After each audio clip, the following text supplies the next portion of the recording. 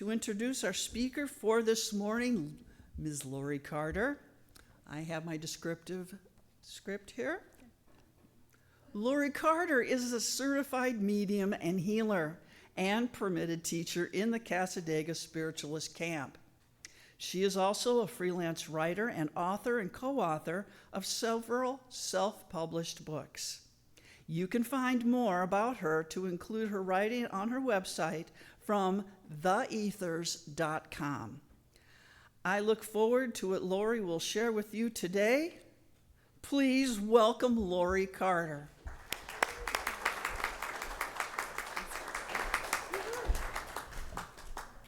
Good morning, everyone. Thank you so much for coming. And so the other day was just like any other day, but this day I was to get my oil changed, in and out. After about an hour, I decided to go see what was going on. I was informed that a screw, or at least that's what I thought I heard, a screw was not going to be working well on my oil pan any longer. They ordered the part. It should be there in a minute. So I decided to walk over to the grocery store, to keep my little schedule going for myself. And by the time I got back, I learned that by the next time or sooner, I would have to replace the whole entire oil pan for about $600. And I took it in stride. He'd throw in an oil change at no charge. And so now, to tell the truth here, I just know some of you are saying, you should have seen that coming. And I chuckle. Do you know how many times I've heard that line? When I ask a question, if you know I'm a psychic medium, I hear something along the lines as, don't you know already? Just the other day, I had to explain why my eye was red. I shared that my spicy 2-year-old granddaughter threw a toy at me. I was looking the other way, and I turned my head this way and got bonked in the eye. I didn't see that coming either. I'd like to believe that most people think that we, mediums, are no different than themselves. But the reality is, some people put mediums on a pedestal as if we know more than anyone else. We see the future, we know all. Listen, if we walked around all day with our gifts turned on, we would be exhausted and possibly physically ill. And that's no kidding. I've been teaching intuition development classes for 7 years. One of the students would not adhere to my advice when it came to turning off her gifts when she wasn't intending to use them. She said in class time that she was exhausted, and let me tell you, she did look exhausted. And I noticed a couple of students smiling knowingly, and I reiterated the advice. Did you know that it takes people to hear something new 7 times before it sticks? Yeah. Let's dissect that oil change scenario. When I was younger, I would have lost my mind over hearing that I had to come up with that money for the repair. Of course, I have my daughter and a son from another mother. I had a teammate back then, but still would have lost it. It was a different time then. These days, I have myself, a few family members, and a few friends. I now have the money for that repair, and I'm able to make more money to replenish that money. I am so thankful that I have a vehicle that has driven me through life for the past 10 years, 5 of those with no car payment. If you know me, you know I love quotes. Be thankful for everything that happens in your life. It's all an experience. Roy T. Bennett. Update on the new oil pan.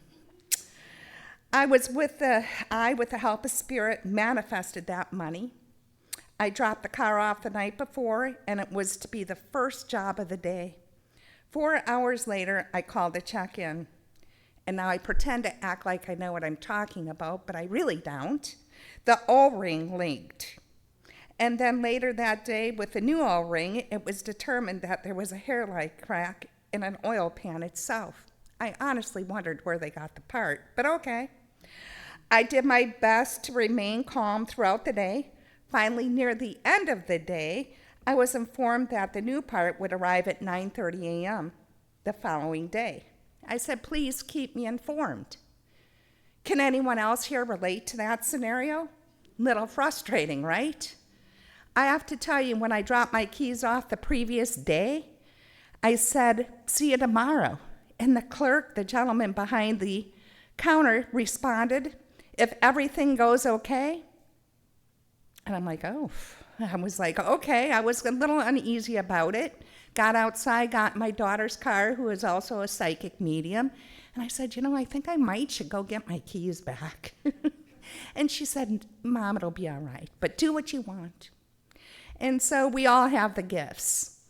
Trust your intuition and then act. Has anyone ever had a visitation from a deceased loved one? Yeah. It is amazing. It is the most beautiful thing. I recently had 2 experiences that I will not soon forget. Death. It's difficult for those left behind. My sister and brother-in-law recently so-called died. I was able to be with my sister for days before she passed. In a separate incident, I was able to talk with my brother-in-law the night before I was to arrive to Wisconsin. Yes, it was winter, and again, if you know me, burr. Hence Hawaii.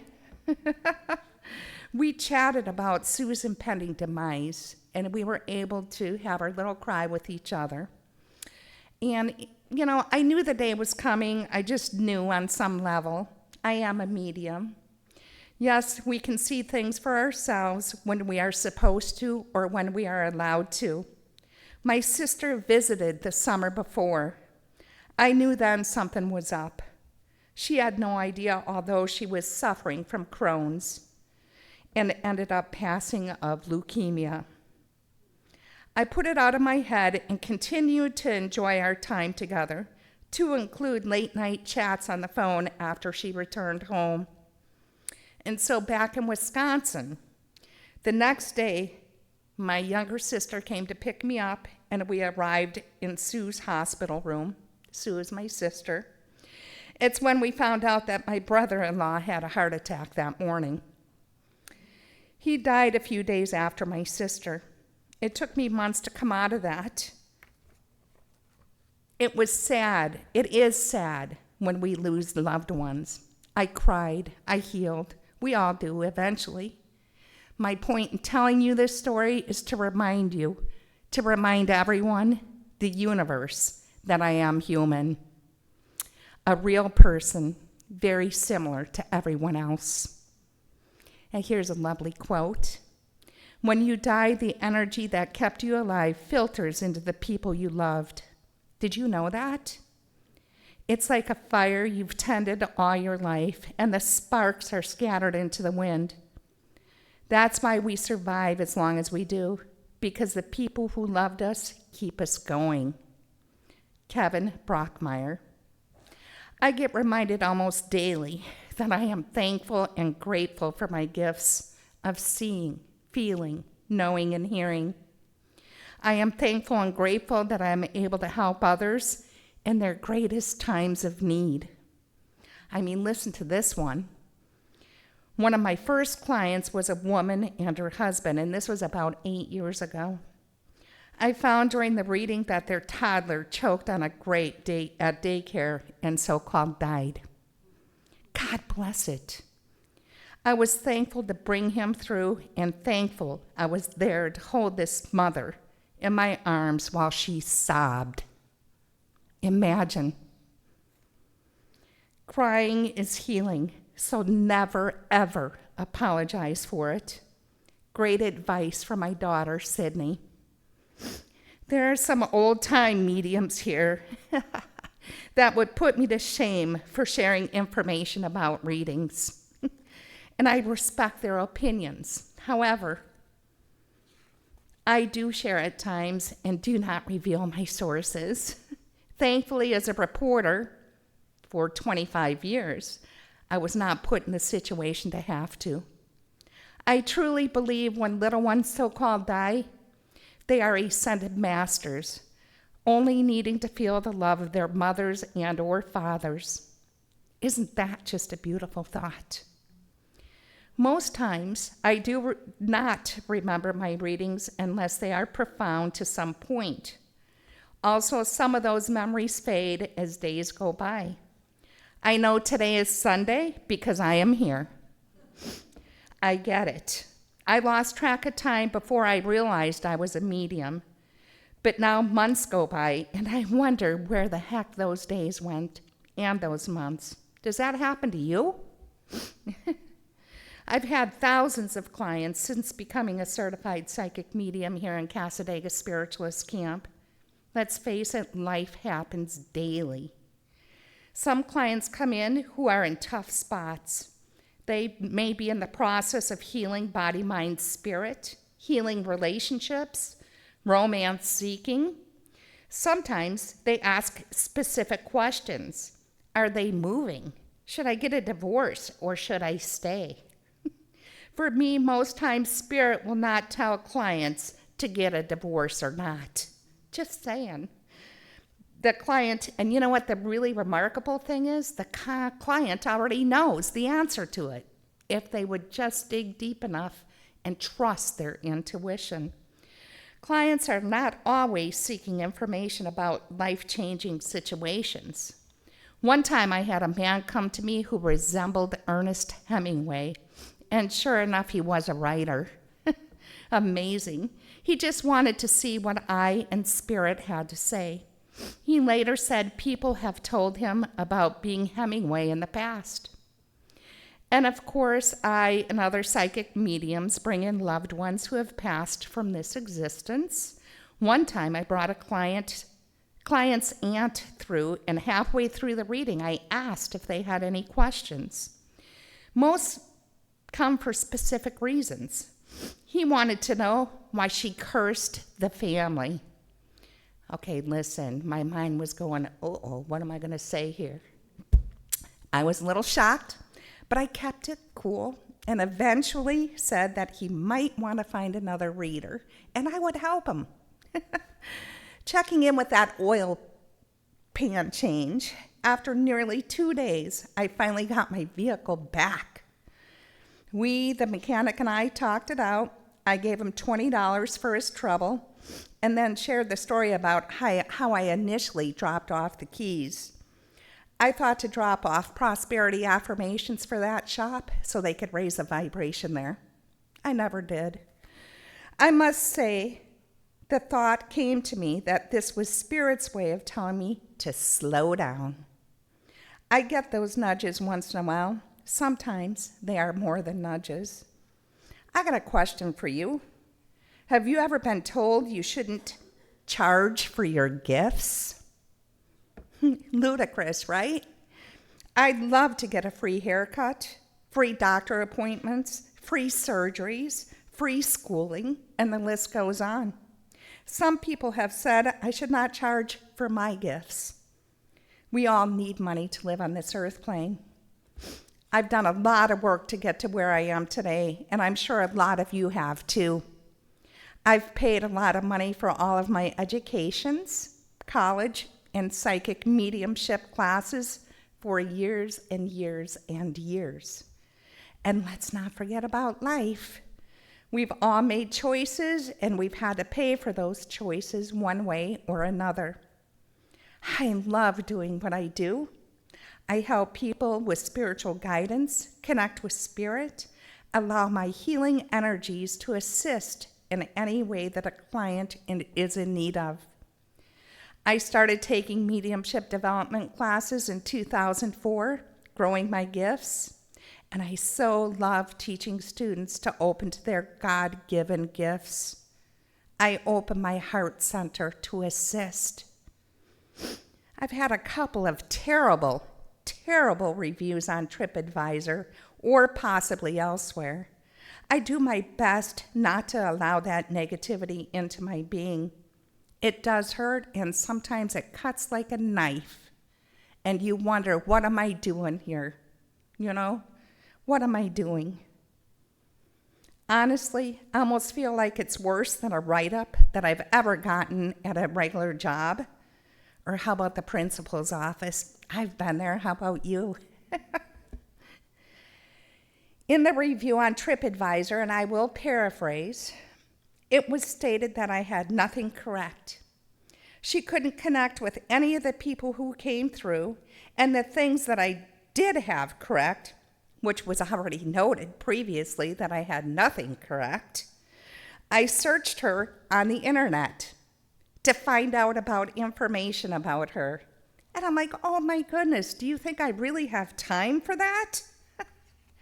She said my Instagram was super hokey, and that since my reading was just so horrible, she was not going to sign up for my classes.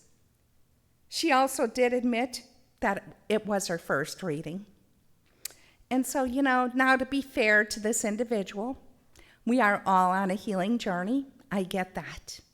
And who knows what she was going through, while she was making that post. But the point is, she never shared with me after the reading, never called to ask for her money back. She thought it was better to write something publicly to let me know and others that I did not do my job adequately, nor to her liking. To me, that really says a lot about that person. I mean, she reached out for the reading. Was it to test me? I really don't recall that reading, but I do recall that person. Expectations play a lot into this. Sometimes people just don't know what to expect, although I tell each and every client the same introduction, and I can say it in my sleep. What I do is I connect with spirit around you, give you evidence of that spirit, life guidance, and psychic information. A lot of times people want to hear from somebody in particular. It does not work that way for me. It's just who's around during the reading. And then I tell them I'm a clairvoyant. I see, feel, know, and hear. And even before they sit down, when they sit down in that chair to get that reading, I reiterate that. So they've heard that twice from me. And sometimes I just feel like people may not agree with what we mediums do. So they have to tell the world about it. Sometimes people just make up things about you and people believe it. Isn't that horrible? People make up things about you and people believe it. Kind of reminds me of a song. I love music, by the way. For What It's Worth by Buffalo Springfield. I think it was 1966 or 7, and I know it was about something else, but it kind of relates to this in a way. Paranoia strikes deep. Into your life it will creep. It starts when you're always afraid. Step out of line. The man come and take you away. We better stop. Hey, what's that sound? Everybody look around. See what's going down. Listen to this statement. When we are trying to do good, bring a higher vibration to humanity, less than good is always lurking, looking to get in one way or another to take you off your track or your path. Keep doing good. Just be aware that less than good is always around. And so, in so many ways, we are not that different. We are the same. I just have different gifts and maybe see things a little differently than you. Perception, it lies to your face at times. Be aware. Mediums are no different than any other existence on this earth or possibly elsewhere. We see, we feel, we know, we taste, we hear, we smell. We all do. Final thought on that oil pan change. I'm inspired by myself that I never once said a cuss word or called anyone who answered the phone at that car repair shop a name. Now that's growth. Chatting with my daughter about the incident while in process, I did cuss, just a little bit. Have you ever said a cuss word? Thank you. So if by chance you think mediums are on a higher level, or you put them on some type of pedestal, and I have to say, there are some mediums who enjoy that pedestal. I'm telling you right here and now, I do not. Because I'm a real person just like you and everyone else. Finally, in the end, we're all just walking each other home, according to Ram Dass. And I thank you so much for your time today.